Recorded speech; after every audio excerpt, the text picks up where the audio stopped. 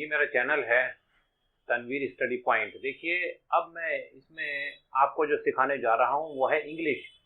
English जो है बहुत ही इंटरेस्टिंग लैंग्वेज है और ये इंटरनेशनल लैंग्वेज है। इसका सीखना समझना और बहुत ज़रूरी है। अब देखिए, जो बेसिक चीज़ें हैं मैं सबसे पहले उनको कंसंट्रेट करूँगा और आप उसको बहुत अच्छे से समझ पाएंगे, ऐसी मैं उम्मीद करता हूँ। तो आज मैं आपको सिखाने वाला हूँ जो चीज़ें हैं उनमें सबसे पहले दिस। दिस किसको कहते हैं हम? दिस मीन्स होता है इंग्लिश हिंदी में अगर हम इसको लिखें तो दिस कहते हैं ये है को, ये है। और अगर हम कोई सी चीज़ पास में बना देते हैं, देखिए हमने यहाँ पर एक बॉल बना दी है, ये इसको हम दिस कहेंगे, पास में है कोई चीज़। और अगर हम यहाँ लिखें दैट, दैट कहते हैं वह को, हिंदी में कहते हैं इसको वह। दैट मीन्स वह, दिस मीन्स ये और दैट मीन्स वह। तो वह का इस्तेमाल हम कहाँ करेंगे? जब कोई चीज़ दूर होगी। अब दूर के लिए हम यहाँ पर इस्तेमाल करते हैं, ये वाला स्पेस हमने दूर के लिए इस्तेमाल किया है, ये वाला पास के लिए। तो यहाँ पर ये दूर है तो हमने इसको बोल दिया दैट। अच्छा, अब यहाँ तो ये एक ही चीज़ थी, ये एक ही चीज़ थी तो हमने दिस और दैट का इस्तेमाल किया। अगर हम यहाँ पर लिखें, यहाँ लिखेंगे हम दीज, एक वर्ड आता है दीज, दीज कहते हैं ये को। और एक वर्ड आता है दोज, दोज कहते हैं वे को। इनका फर्क भी हमें समझना होगा, क्या डिफरेंस है इसके अंदर।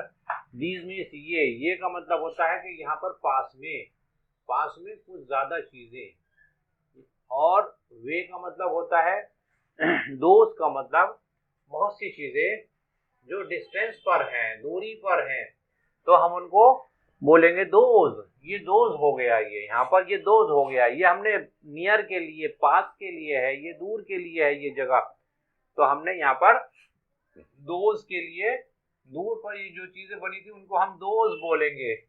और जो पास में ज्यादा चीजें हैं तो उनके लिए दीज बोलेंगे। और दैट किसके लिए बोलेंगे? जो दूर में एक चीज है कोई, और जो पास में एक चीज है उसके लिए बोलेंगे दिस। अब देखिए, इसके साथ साथ कुछ चीजें और हैं जो मैं आपको सिखाना चाहता हूँ। एक वर्ड आता है इसके अंदर इज, इज का मतलब होता है, इसको ऐसे ही याद रखेंगे। एक होता है एम, एम का मतलब होता है हूँ।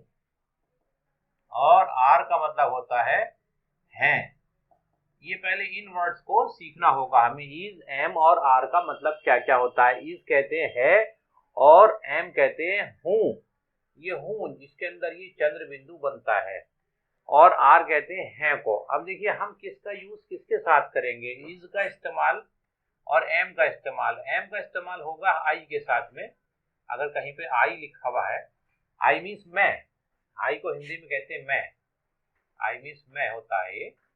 अब देखिए, हम यहाँ पे क्या करेंगे, आर का बताएंगे। आर किसके साथ यूज होता है? आर का यूज करते हैं हम किसके साथ में? We, you, they and plural. Plural क्या चीज होती है? बहुत से प्लूरल होते हैं, जैसे बहुत सारे बॉयज, गर्ल्स, इस तरह के। तो इसको हम प्लूरल कहते हैं। हिंदी में इसको बहुवचन भी कहते हैं बहुत सी चीजों के लिए। तो वहां पे हम आर का यूज करेंगे। ये वर्ड्स पहले सीखने बहुत जरूरी होते हैं। अब देखिए, एम का मैंने बता दिया, एम हूँ, ये हमेशा आई के साथ में आता है। और इज किसके साथ में आएगा? ये आएगा ही के, शी के, इट के, किसी नेम के, नेम मतलब नाम। और सिंगुलर के साथ में, सिंगुलर किसको कहते हैं? कोई एक चीज, एक वस्तु, जैसे डेस्क है, चेयर है, टेबल है, सिंगल एक चीज है, बॉय है। तो इस तरह से हम इसको कहते हैं सिंगुलर। अगर हम उसका प्लूरल बनाएं तो प्लूरल में बॉयज हो जाएगा। यहाँ बॉय, यहाँ बॉयज। अगर एक बॉय है तो बॉय के लिए इज आएगा, बॉयज हैं बहुत सारे तो उसके लिए आर आएगा। अब देखिए, हम धीरे धीरे बढ़ रहे हैं उस तरफ को जहाँ पर हमें इंग्लिश सीखनी है और समझनी है। तो इसमें सबसे पहले ये जो बेसिक वर्ड्स हैं इनकी नॉलेज जब आपको हो जाएगी तब आप इसको बहुत इजीली बना पाएंगे इन सेंटेंसेस को।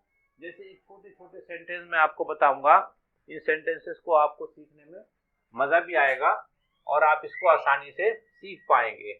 अब देखिए, इसमें क्या करना होगा हमें। सबसे पहले मैं यहाँ पे कुछ आपको सेंटेंस बता दूंगा, इन सेंटेंसेस को आप अगर समझें तो आपको बड़ा मजा आएगा। देखिए मैंने यहाँ पर लिखा, फर्स्ट सेंटेंस है, ये एक मेज है। ये क्या है? ये एक मेज है। ये एक मेज है। दूसरा मैंने लिखा, वह एक कुर्सी है। वह एक कुर्सी है। फिर तीसरा मैंने लिखा, ये 4 कुत्ते हैं। ये 4 कुत्ते हैं। इसके बाद में मैंने लिख दिया यहाँ पर, वे 5 गेंदे हैं। वे 5 गेंदे हैं। इस तरीके से ये सेंटेंस मैंने आपको फोर ये सेंटेंस हैं। अब मैं इनके बारे में आपको बताऊंगा कि इनको हम कैसे ट्रांसलेट करेंगे, कैसे हम इनको इंग्लिश में बोलेंगे। ये है कि अंग्रेजी, जैसे कि मैंने आपको बताया, उसी के सामने मैंने ये सेंटेंस लिखा है ताकि आपको आसानी हो जाए समझने में। दिस मीन्स ये। तो सबसे पहले हम दिस लिखेंगे। यहाँ पर जब हम इसकी इंग्लिश बनाएंगे तो सबसे पहले यहाँ पर लिख देंगे दिस। अब इंग्लिश में क्या होता है कि हम ऐसा नहीं करते हैं कि जैसे हमने यहाँ पे यह लिख दिया, उसके बाद में एक है तो हम एक की अंग्रेजी लिख दें वहां पे। ऐसा नहीं होता है, बल्कि इसके अंदर हम दिस लिखने के बाद में जो लास्ट में हमारा है लिखा हुआ है, इसकी अंग्रेजी लाएंगे हम।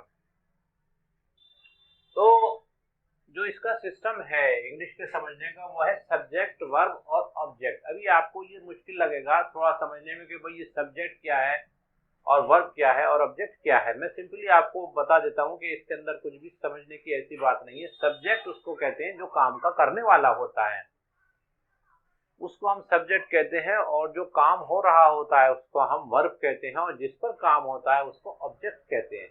लेकिन यहाँ सेंटेंस बिल्कुल सिंपल है, इसके अंदर आपको ज्यादा सोचने की जरूरत नहीं है, बिल्कुल समझना नहीं है ज्यादा।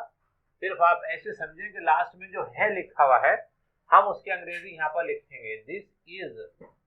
देखिए ये एक मेज है, पास में कोई चीज रखी है हमारे, हम उसकी तरफ इशारा करके कह रहे हैं, तो वो पास में है इसलिए हमने दिस लिखा है। और चूंकि ये सिंगुलर है, एक मेज की बात हो रही है, सिंगुलर है, तो इसलिए हम यहाँ पर इज लाए हैं, दिस इज। अब एक की अंग्रेजी आएगी, एक की अंग्रेजी इंग्लिश में ए होती है। ए मीन्स भी एक होता है, वैसे वन मीन्स भी एक होता है, लेकिन ए मीन्स भी एक होता है। तो सेंटेंसेस में हम यहाँ पर जब एक की अंग्रेजी लिखनी होगी तो हम ए लिखेंगे, दिस इज ए टेबल। यहाँ लिखेंगे हम दिस इज ए टेबल। ये हो गया दिस इज ए टेबल। ये सेंटेंस हमारा पूरा हो गया। अब आपको समझने में ज्यादा मुश्किल नहीं होगी। दिस इज ए टेबल मतलब ये एक मेज है। अगर हम दिस इज ए में इसके आगे कुछ और वर्ड भी जोड़ दें, दिस इज ए कैट, तो क्या हो जाएगा, ये एक बिल्ली है। दिस इज ए चेयर, ये एक कुर्सी है। दिस इज ए बॉल, ये एक गेंद है। कुछ भी लिख सकते हैं, यहाँ पर हम कोई भी चीज चेंज कर सकते हैं। तो ये एक मेज है, ये एक गेंद है, ये सारी चीजें। दिस इज ए डॉल, ये एक गुड़िया है। तो हम इसके बहुत सारे सेंटेंसेस अपने आप से बना सकते हैं। मेन चीज क्या हो गई हमारी, दिस इज ए, ये एक है, क्या चीज है, वो अपने पास से हम कुछ भी लिख सकते हैं।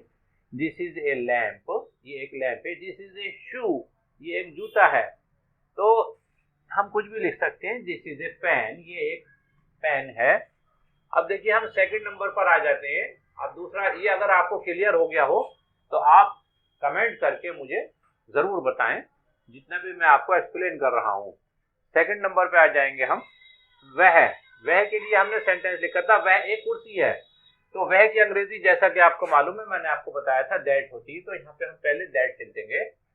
और चूंकि वो एक चीज है, यहाँ पर एक कुर्सी है, इसलिए एक के लिए अंग्रेजी इज आएगी। सिंगुलर है, एक वस्तु, एक चीज है, तो इसका मतलब इज आ जाएगा। दैट इज ए कुर्सी, chair, that is a chair. कुर्सी को चेयर कहते हैं।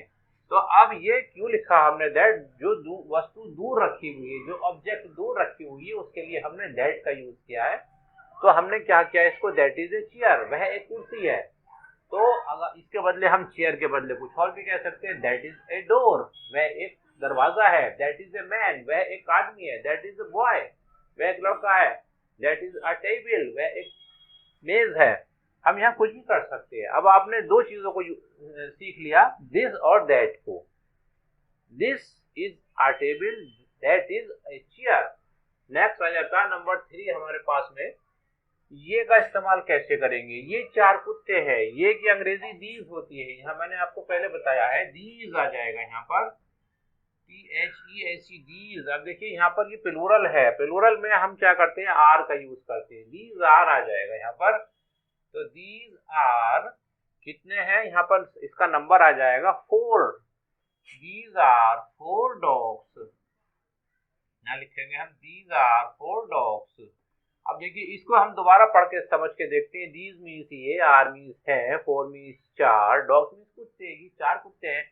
अब डॉग्स को अगर हटा दें तो हम यहाँ कुछ भी लिख सकते हैं इसके बदले, दीज आर 4 कैट्स, दीज ये 4 बिल्लियां हैं, दीज आर 4 काइट्स, ये 4 पतंगे हैं। अब यहाँ पे नंबर भी चेंज कर सकते हैं इसका हम, दीज आर 10 डॉग्स, ये 10 कुत्ते हैं, कुछ भी हम इसका कर सकते हैं। तो ये बिल्कुल क्लियर हो गया। नेक्स्ट नंबर 4 पे आ जाते, यहाँ पर क्या है, दोज, हम दोज का इस्तेमाल करना सीखेंगे। वे 5 गेंदे हैं, वे 5 गेंदे हैं, तो वो दोज होता है, दोज के साथ में फिर यहाँ क्या करेंगे, क्योंकि ज्यादा है चीजें, 5 हैं, those are 5, those are 5 balls, those are 5 balls, वे 5 बॉल्स हैं, गेंदे हैं। ये चीजें जो दूर रखी हुई होती है उसके लिए इशारा किया जा रहा है कि वो 5 गेंदे हैं। तो यहाँ पर हम क्या करेंगे, इसको चेंज कर सकते हैं कुछ भी। दोज आर 5 टेबल्स, वे 5 मेजें हैं, दोज आर 5 काइट्स, वे 5 पतंगे हैं। हम यहाँ पे नंबर भी चेंज कर सकते हैं इसका, अकॉर्डिंग टू आवर चॉइस, जो जैसा कि जो भी सिचुएशन हो उसके हिसाब से। दोज आर 3 डॉल्स, वे 3 गुड़ियां हैं। लेकिन दोज का इस्तेमाल कब होता है, जब चीजें दूर होती हैं, हम कहीं दूर की तरफ इशारा कर रहे होते हैं, तो वहां पर हम यूज करेंगे दोज का। तो दोज आर 5 बॉल्स।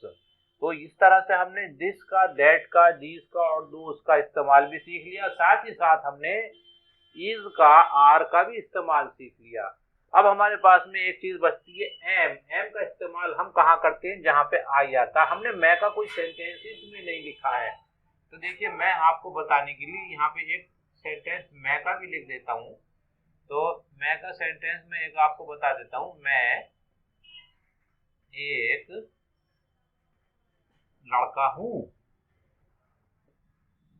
मैं एक लड़का हूँ। अगर हम इस तरह से लिखेंगे कोई सेंटेंस तो क्या होगा, इसमें पहले आई की अंग्रेजी, मैं की अंग्रेजी आई आ जाएगी, उसके बाद हूँ की आएगी जो कि एम होती है, आई एम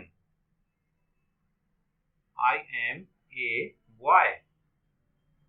मैं एक लड़का हूँ, आई एम ए गर्ल, मैं एक लड़की हूँ। इसको हम चेंज कर सकते हैं। आई एम ए टीचर, मैं एक अध्यापक हूँ। आई एम ए वुमेन, मैं एक औरत हूँ। कुछ भी कर सकते हैं।